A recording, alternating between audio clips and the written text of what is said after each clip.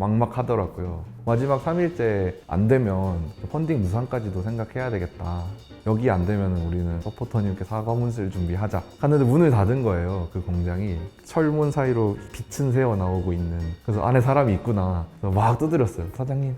안녕하세요. 저는 트레드앤그루브 대표 이온이라고 하고요. 트레드앤그루브는 폐타이어를 업사이클링해서 신발 제품으로 만들어서 폐타이어 적체 문제를 해결하려고 하고 있습니다.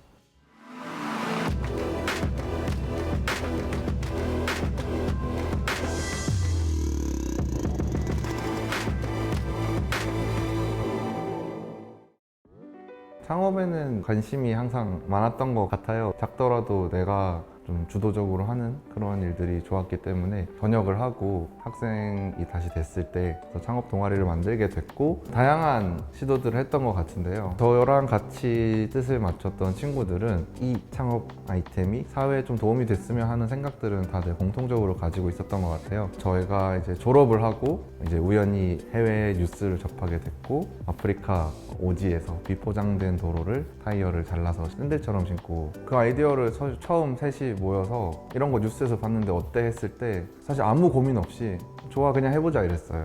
대학생 때 동아리에 나왔던 아이디어들은 엄청난 사회 변화를 이루고 싶어 하는 것들이 많았는데 계속해서 뜬구름 잡는 이야기 같았고 다들 피로감이 있었던 것 같아요. 당장 구해올 수 있는 타이어는 옆에 있고 블록체인 이런 고급 기술들은 저 멀리 있으니까 신발이 나오면 우리가 만져볼 수 있겠다라는 생각이 컸기 때문에 진짜 고민 없이 바로 했던 것 같습니다.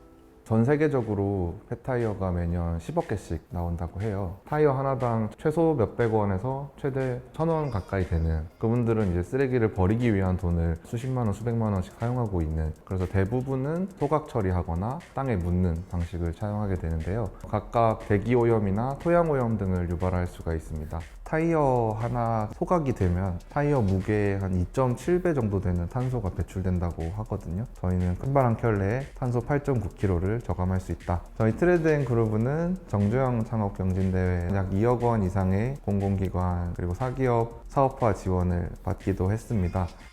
일단은 가장 가까운 타이어 대리점으로 갔었는데요. 거기 하나 정도 가져가도 되냐고 하니까 흔쾌히 가져가라고 하셨어요. 갖고 왔는데요. 일단 손이 새까매지더라고요. 근데 저희가 도구가 전혀 없잖아요. 동방에 있던 문구용 커터칼 가지고 잘라보자. 칼질을 딱 했는데 용접하듯이 불꽃이 튀더라고요. 제대로 된 공구가 아니라 칼, 톱 이런 걸로 타이어를 자르다 보니까 저희 팀원 중에 한 명은 손을 좀 다쳤어요. 그래서 대학병원 응급실까지 가가지고 이렇게 피 뚝뚝 흘리면서 진료를 기다리고 있는데 철약 맞다고 할까요?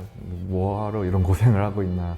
타이어에서 고문을 추출해냈는데 어디 가서 만들지 했을 때 제일 가까운 데가 성수동이었어요. 그래서 수제화하다 보니까 소량도 해주실 것 같은 한 50군데 정도 직접 찾아뵀는데 고무 타이어 이렇게 보시더니 두께도 너무 두껍고 너무 다 질기고 못하겠다 이런 분들이 거의 대부분이었고요. 3군데에서 만나보자 말씀하셨고 그 중에 한 군데에서 아이디어도 괜찮고 튼튼할 것 같으니까 한번 같이 해보자 이렇게 해서 디자인 같은 것도 저희가 전혀 모르니까요. 손으로 그려서 가면은 신발 공장에서 피드백을 다시 주시고 저를 가르쳐 주시면서 펀딩은 정해져 있었어요. 왜냐하면 자본도 없고 이 사업성을 판단할 생각도 있었어요. 수제화니까 10켤레만 돼도 대박이라고 생각을 했어요. 한 100만 원만 펀딩을 해보자 했는데 그때 1200%, 1200만 원 놀람과 동시에 지금 타이어 수동으로 벗기는데 저거 언제 다 하지? 눈 오는 계절이었거든요. 경기도 구리에 평 15평 되는 주택 지하실을 월세를 얻었어요. 타이어를 굴리면 계단을 통통 튀어가지고 지하실까지 굴러가거든요. 소카를 빌려가지고 막 비닐 깔고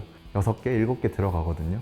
왔다 갔다 해서 계단에서 통통 굴리고 밑에서 받고 그러면은 지하실에 가득 차요. 그거를 난방이 안 되니까 지하실은 눈 막 밖에 오고 덜덜덜 떨면서 수제화 공장에서도 10켤레 정도는 일주일이면 할 텐데 했는데 70켤레씩 되니까 막막하더라고요. 낑낑거리면서 공장 2층으로 옮기고 3층으로 옮기고 해서 장인분들이 재봉을 하시고 완제품을 딱 받았을 때 그리고 바닥이 타이어로 된 걸 봤을 때 너무 신기한 거예요. 이거를 다른 사람은 또 어떻게 볼지 너무 궁금하고 리뷰나 이런 걸 봤을 때 신발 너무 예쁘다 그리고 너무 신기하다 저는 이런 타이어가 왔는데 이런 타이어가 뭔지 너무 궁금하다 이런 저희가 기대했던 반응들을 들었을 때 되게 보람있고 힘든 것들이 가시긴 하더라고요. 그런 점에서 사업하는 거 아닌가 그런 생각했습니다. 첫 번째 펀딩을 끝내고 난 거의 직후에 H1드림 프로그램에 대해서 알게 됐고요. 저희가 펠로우 선정이 됐었고, 선정이 된 뒤로 도움받을 수 있는 게 너무 많더라고요. 저희가 그때도 가장 크게 고민했던 게 다음 제품을 뭘 만드는 게 좋을지, 그다음에 다음 제품에서 강조해야 될 점들은 무엇일지, 마케팅, 브랜딩 이런 부분에서도 고민이 많았는데 그런 설명들을 많이 들을 수 있었고요. 사무공간도 지원을 받게 됐는데, 사업할 때 가장 기반이 되는 게 사람과 공간과 돈인데, 그런 중에서 가장 큰 부분 중에 하나인 거를 지원을 받게 됐고 가장 큰 도움이 됐던 것 같습니다. 수제화는 어쩔 수 없이 오래 걸리고 비쌀 수밖에 없으니까 저희는 양산화를 해야겠다는 생각을 먹었고, 성수동에서는 양산화가 쉽지 않은 일이었고 부산으로 가는 게 맞겠다는 판단이 들었어요. 부산이 가장 크고 옛날부터 활성화돼 있던 신발 단지니까요. 수제화는요, 장인분들이 타이어 두께 같은 것도 칼로 다 조정하실 수 있는데, 양산화는 컨베이어 라인이 설치되고 작업자분들은 똑같은 일만 하시게 되는데, 저희가 가공한 폐타이어 두께가 다 달라서 신발이 어떤 건 키높이가 되고 어떤 거는 다 바닥에 붙어 있을 것 같다라는 얘기를 듣게 된 거예요. 두께를 일률화해주는 과정이 필요했는데, 타이어 안에는 철사가 코팅되어 있고 섬유층도 촘촘하게 깔려 있고요. 고무층은 3mm, 6mm 정도밖에 안 되고 사과 깎는다고 생각을 하시면 될 것 같아요. 사과는 과육이 필요하지만 저희는 껍질만 필요한 거잖아요. 그 사과의 과육이 전부 철사라고 생각하시면 과육에 칼이 닿는 순간 칼날이 상하게 되잖아요. 또 왼쪽 타이어인지 오른쪽 타이어인지 따라서 또 마모도가 다르고, 변수들이 너무 많은 것에서 정확하게 고무만을 도려내야 되는, 근데 죽어도 손으로 못 하겠으니까 기계를 만들어 보자. 사실 그런 게 당연히 뚝딱 나올 리가 없잖아요. 어느 영역에 가야 타이어에 쓰여 있는 고무를 일정한 두께로 잘라줄지. 며칠 저기 숙박을 하면서 공장만 다 다녔어요. 여기 뭐 회전칼이 있다던데 타이어 혹시 자를 수 있나요? 뭐 거의 이런 식이었어요. 마지막 3일째 안 되면 펀딩 무산까지도 생각해야 되겠다. 진짜 절망 속에서 마지막 절삭 가공하는 업체를 찾았어요. 여기 안 되면 우리는 서포터님께 사과문 쓸 준비하자 하는데 문을 닫은 거예요. 그 공장이 문은 닫았는데 아시죠? 철문 사이로 빛은 새어 나오고 있는, 그래서 안에 사람이 있구나. 그래서 막 두드렸어요. 사장님이 플레이트 올리시고 도대체 무슨 사람들이냐고 했는데 거기서 된다고 하시더라고요. 그래서 거기에서 두께를 일정하게 맞추고 양산에 그 다음날 들어가서 펀딩을 성공했습니다.